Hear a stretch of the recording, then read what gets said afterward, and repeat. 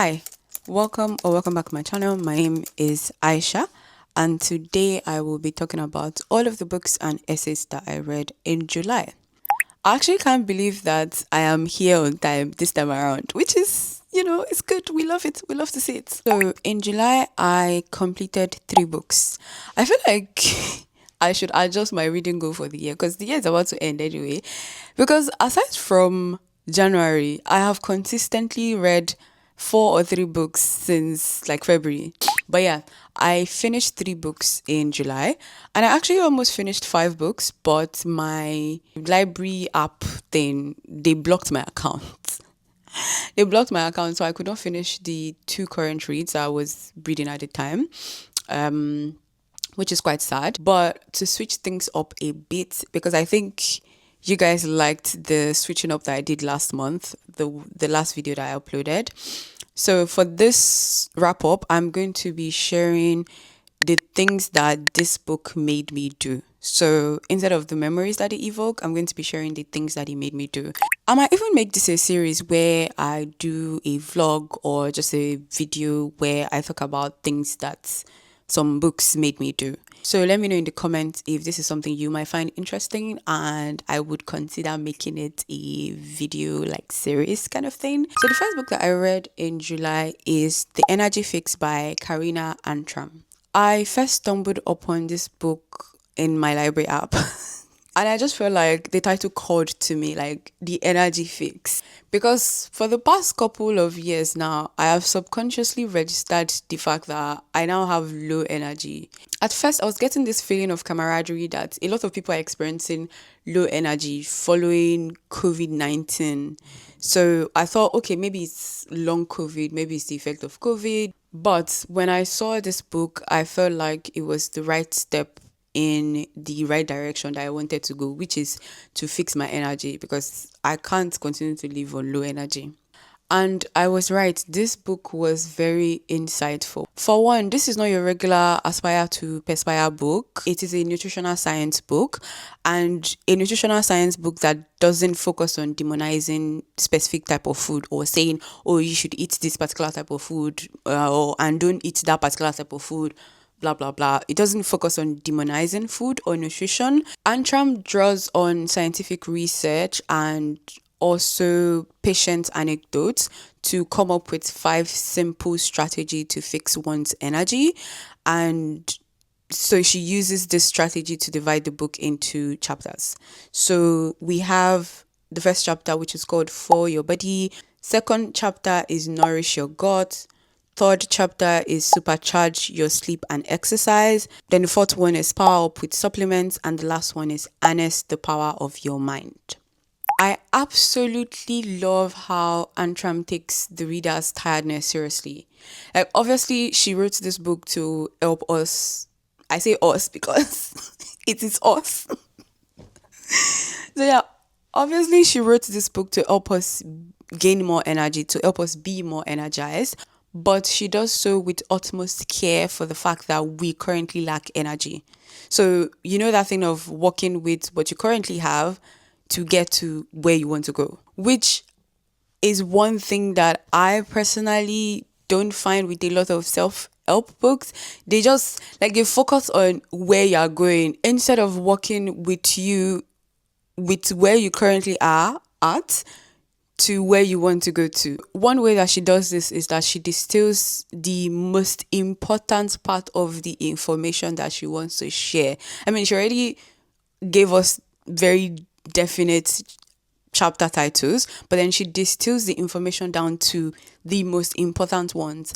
And she ends each chapter with a section called Too Tired Did Not Read, which is like a rendition of Too Long Did Not Read, which takes into account the fact that you are regularly tired. There's something very empowering about the fact that she acknowledges the tiredness and she gives weight to it and doesn't just chalk it up to laziness. Moving on to what this book made me do. Obviously, I came away from the book with actionable tips on how to improve my energy levels, but I made sure that I committed to just 2 tips from the book because I didn't want to overcommit myself. This was also something she mentioned in the book, not overcommitting yourself. The first one focuses on the nutritional side. So After reading the book, I reinforced my decision to heal my gut health. So one way I did this is by taking kefir yogurt along with my probiotics tablets on empty stomach in the morning. So I typically take kefir anyway, but combining like the raw kefir yogurt with my probiotics tablets in the mornings, I feel like it's a nice way to start the day, give my stomach all the nutritional bacteria that they need. Another thing I decided to do after reading the book is to take 10-15 minutes walk or do a light 10-15 minutes exercise after eating any meal, like an actual meal. And this was something that I started after I finished the book, which I found very beneficial. Like the fact that I would just eat and my stomach would be full and I would just chill, like just lay down or watch movie. I didn't know that it was not benefiting me. So after I finished reading the book, I would take walks around the block or just do a little indoor walk or just do yoga or something. And this is one that I've not really been doing very religiously. I won't even lie. But the fact that the idea is now in my head, this is something that I did not have in my head before. So I am very grateful for that. So last but definitely not the least of the things that this book made me do is to read this book called Building a Second Brain by Tiago Forte. While I was reading The Energy Fix by Karina Antram, I quickly realized that my brain and just my mental workload is a huge energy leak for me. When she recommended this book, I went to go and look for it in my library. I said, I must read this book because I want to gain information on exactly what to do, exactly what system to build to help me gain my energy back. So yeah, I started reading this book and I've not finished reading the book, but I can tell you for a fact that my life has changed dramatically. I started reading the book last week because I'm reading a bunch of books together. My life has changed dramatically since I started reading this book. I'm going to do the wrap up for August by God's grace, and you would hear the way I would geek out about this book. The second book that I read in July is actually a graphic memoir. It is this book called This Beautiful Ridiculous City by Kay Sohini. This is the only physical copy that I read in July. See, this year, I've actually been reading a lot more physical copy than I did last year. So this is the second time I'll be reading a graphic memoir. The first one I read, I cannot remember the title. I think it's called This Is Us or something. But it was a graphic memoir set in Vietnam. So this beautiful, ridiculous city follows the author Kay Sohini as she talks about her life growing up in India and her decision to move to New York City and also geek out about her love for New York City. This book is a love story, to be honest. It's like writing a love letter to all of the cities and more accurately, all of the things that contributed to your growth as a person. I think like that is what this book is. That's the way I can summarize this book. So first of all, Kay Sohini's drawings are very brilliant and crisp. I mean, I'm not an artist, but what do you mean you drew this? I mean, I'm sure that this is normal for them, but like some of these drawings are crazy to me. She even drew Shah Rukh Khan. Let me show you. This woman drew Shah Rukh Khan. See, that's supposed to be Shah Rukh Khan's portrait. She drew Shah Rukh Khan. The drawings in this book, impeccable. The one that I love the most is when she drew covers of some of the books that made her fall in love with New York City. So these are some of the books. I even saw Tadjo Cole's book there. I was quite surprised. Yeah, Open City by Tadjo Cole.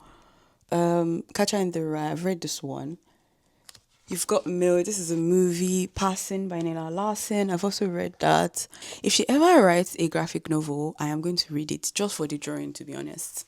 Another thing that I really like about this book is how she highlights the ethno-nationalism in India as well as the plight of the Kashmiri people. She doesn't shy away from it, and I'm guessing she's Indo. I don't know what her affiliation is, but I'm guessing ethnically she's of the majority in India, and the fact that she highlighted that is, yeah, but good on her. I mean, you would say that the bar is on the floor, but we know the world that we live in. People don't necessarily say the truth. So there's also a nuanced exploration of the experience of growing up in the late 90s and early 2000s. She talks a lot about the influence of Bollywood, also the Americanization, like the exportation of the American culture to the global south. I'm using these air quotes very strongly on our TVs, in our books, in just like even in just advertisements in our own home country. And this was something that I could relate to, but also specifically from the lens of somebody that is growing up in a society that was colonized and is still experiencing the effect of colonialism. I finished this book on a Sunday. I started reading it randomly while I was editing one of my videos, and I finished it that day. And the writing is very raw. I mean, it's a memoir, so I wouldn't expect anything less, but I really felt the author's emotions. Like I felt like I was there with her. Maybe also because it's a graphic novel, so you could see things. It's easier for you to picture our emotions. So yeah, her growing up, losing a loved one, going through grief and then depression, and then falling into a toxic relationship, then having to then move across the world to start a new life. I just felt that. I felt that in her writing, and I really appreciated that she shared this. I don't know if I'll ever write a memoir, but I imagine that if I ever do, I would want it to be a graphic memoir, to be honest. As for the thing that this book made me do, I wrote it down because there's no way to accurately describe it like that. I wrote that every single page of this book was a lesson in how to understand things people love or do, even when I might find it strange or bonkers. So I would explain this. I'm even surprised that I accurately put down my thoughts like this. So a good example is the fact that I also loved Shah Rukh Khan growing up. Like in my teens, we started watching Indian movies. So I really enjoyed watching Shah Rukh Khan's movies. But the way that this author describes our love for Shah Rukh Khan, it was very strange to me. It was very much like, is this Shah Rukh Khan that you love like this? Obviously, the fact that she's Indian and all of the nuances in our country would have contributed to this, but there was a way she wrote about her love for Shah Rukh Khan, the influence that Shah Rukh Khan's rise to fame has on her and people in her like age range, you would say. It was quite strange to me. So I had a lot of slowing down moments while reading this book where I would be like, girl, that's a bit weird. Like, why is it that deep?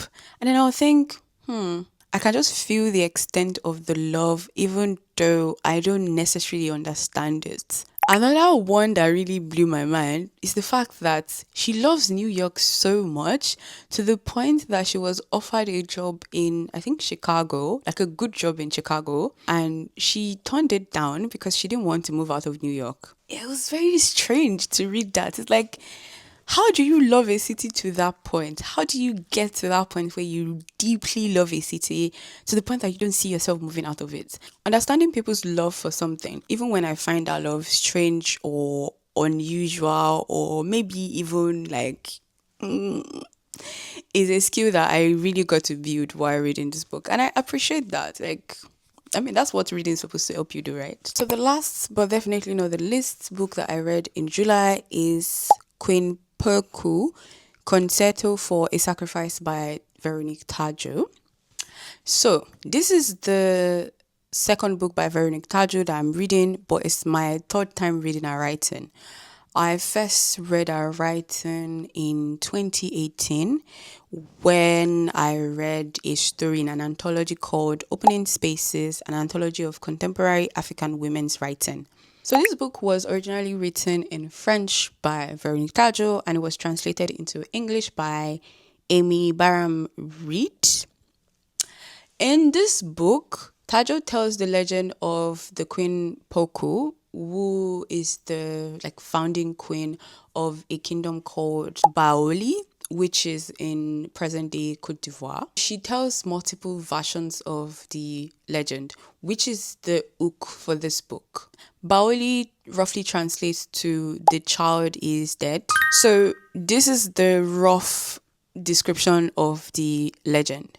So Queen Pokou was actually a princess in the Ashanti kingdom, and when her brother died, our uncle kind of came up with a coup, and he decided that for his reign to last longer, he has to kill everybody that is either in opposition or can be in future opposition to the fact that he usurped the throne. And so Queen Pokou, she was a princess at the time, and our companions and our faithfuls, they fled the Ashanti kingdom, but the army was hot on their heels because they wanted to kill them.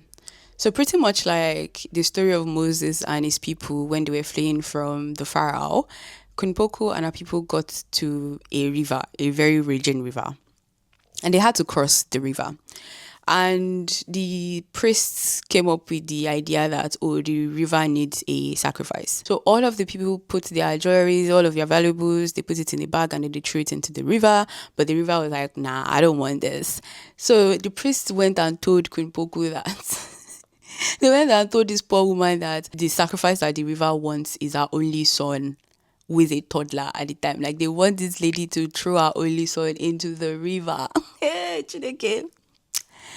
Anyway, Queen Pokou, according to the legend, decided to carry out the sacrifice. So she threw her child into the river, and the river split into two, and she and her people were able to cross the river.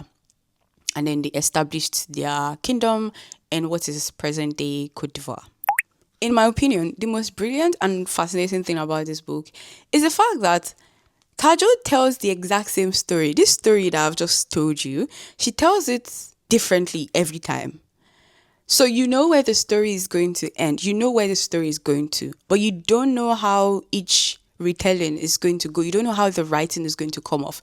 You don't know which part of the story is going to come first. You don't know the part that is going to follow. You don't know the part that is going to come last. You don't know the angle that Tadjo is trying to get you to look at the story from with every chapter, which I just find brilliant. Like, do they teach these things in writing school? Like, come and tell, what are people drinking? For me, this was such a stimulating reading experience because I didn't know what to expect. And I was eager. I wanted to see what she would do. So, for example, in one retelling, she brings in the concept of transatlantic slave trade. And you can imagine the fact that does not exist in the original legend, but we all know that every present-day African country at some point experienced slavery. You know, some people came, stole our people, and sold them off. So the fact that she brought that into the legend that happened, years ago, and married them together and still use that to bet a fresh perspective was mind-blowing. She used the same legend to bring in the perspective of the civil war that happened in Côte d'Ivoire. As for what this book made me do, I wrote down notes. And that's the only way we can, because this book blew my mind. When I started reading Building a Second Brain, I learned that the scientists that discovered the double helix structure of the DNA actually created physical cardboard rendition. So I guess 3D, I guess you would call it 3D, but using cardboard renditions of the DNA and what they currently knew about the DNA at the time. So all of the research, the findings from research that they already know for a fact at the time. So they created cardboard rendition of those facts, and then they used that to move around the structure of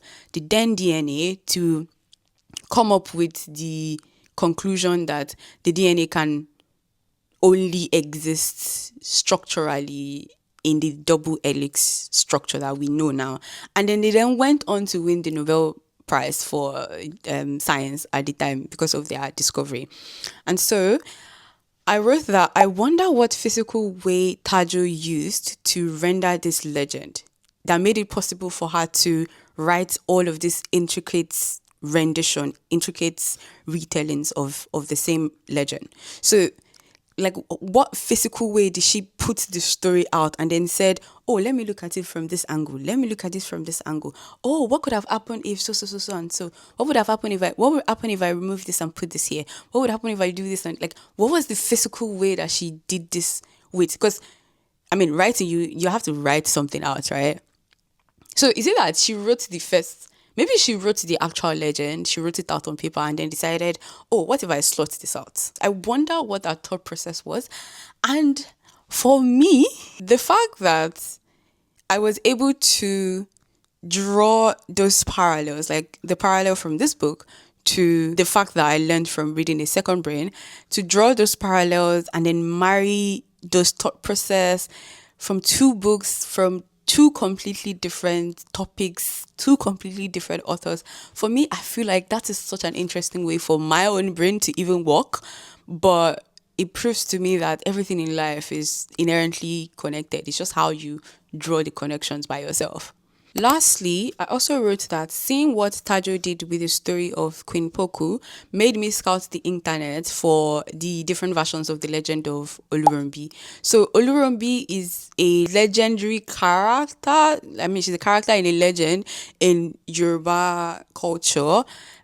And she's similar to Queen Pokou in the sense that she also pledges or sacrifices a child for a seemingly higher purpose.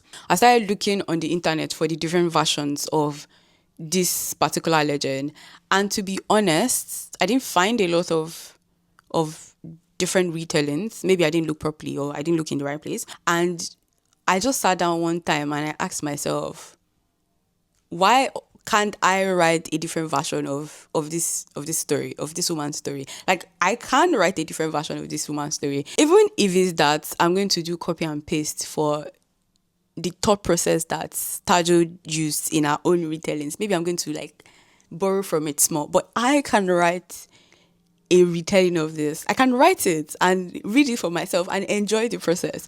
And for me, these are like the fact that this book is even making me want to write fiction is crazy, because I don't write fiction. I mostly just write book reviews and essays and reflective stuff.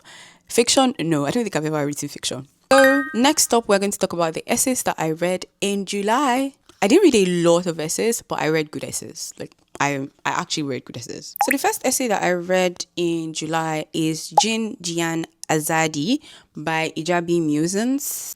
The next essay I read is The More I Heal, The Less Ambitious I Become by Nadia Melli. This was such an interesting essay because I could relate. The next essay I read is CSS Flexbox Layout Guide.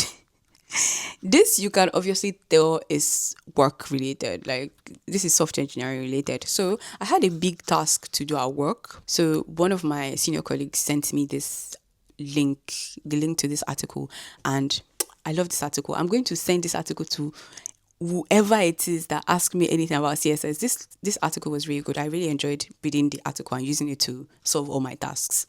The next essay that I read in July is Thi Bui, The Eternal Sunshine of the Spotless Mind by Feyi Fawemi. So this article came after the former president of Nigeria, Muhammadu Buhari, died. And to be honest, this essay encompassed everything I wanted to say after that man died. And I'm going to read an excerpt, which I feel very strongly about, so I'm going to read it. And yet, in the final accounting, perhaps no Nigerian benefited more from Nigeria than Buhari himself. A word of the state from his youth in military barracks to his burial in Daura. He drew sustenance from the nation for 6 unbroken decades. He came, he saw, and he took, not once as conquerors do, but perpetually, insatiably, even unto the future of millions whose destinies he irrevocably altered. A generation now wanders in the economic wilderness he created. Their possibilities foreclosed, their horizon shrunk to the dimensions of daily survival. They will spend their prime years not building, but recovering, not advancing, but merely trying to return to where their country stood before it took their arm. And while they struggle with this inheritance, a legacy of magnificent self-regard masquerading as selfless service, it rests undisturbed in Daura's dust. His account with Nigeria settled entirely in his favor. Is peace perfect and permanent? Is victory complete? The next essay that I read in July is Unlock by Olamilekan. So this was actually a draft by, this author is my friend. So he sent me the draft, like he opened a Substack and he wrote a draft and he sent it to me. So I don't know that you'll be able to read this article anywhere because I don't think he has published it yet, but this was a very good article on the concept of luck, especially where career and success is concerned. This essay that I read in July is An Interesting Conversation About Nigeria Between My Dad and I by Samira from Cupful of Me. I just stumbled on this writer in July and I read this article and I thought it was really interesting, the conversation that she had with her dad about Nigeria. The next essay that I read is Can Intellectual Intimacy Replace Physical Desire by Caitlin from Milkfed. I also read Have They Got What It Takes to Be a Wali by Warda Abbas. So in my last wrap up, I said, I did not read any essay by Warda Abbas in June. So I went to our Substack and I checked the backlog and I saw that I had not read this essay. So I read this essay and it really got me thinking. I mean, anything Warda Abbas writes gets me thinking, but this specifically was like, yeah, we always talk about walis. We never really talk about whether somebody does qualify to be our wali, aside from the fact that they are male. The next essay that I read is How White Women's Investment in Slavery Has Shaped America Today by Anna Knott. So I had a screenshot of this essay like years ago and I was doing a digital cleanse and I decided to read it so I can delete that screenshot. Finally, I read this article called Weaponized Responsibility is the New Weaponized Incompetence by Alexia Delna. This was an interesting essay because online at some point people were talking about weaponized incompetence in relationships like between men and women. And there's the concept of weaponized responsibility. It's crazy to me. And that is basically like, oh, maybe you needed to take the children to school and your partner is saying, oh, I'm doing the dishes. And you're thinking, doing the dishes is fine, right? But that is not the most important thing right now. You need to read this essay to get the logic of it. But yeah, thank you so much for watching this video and let me know the number of books that you read in July. I would see you in my next video. Bye bye.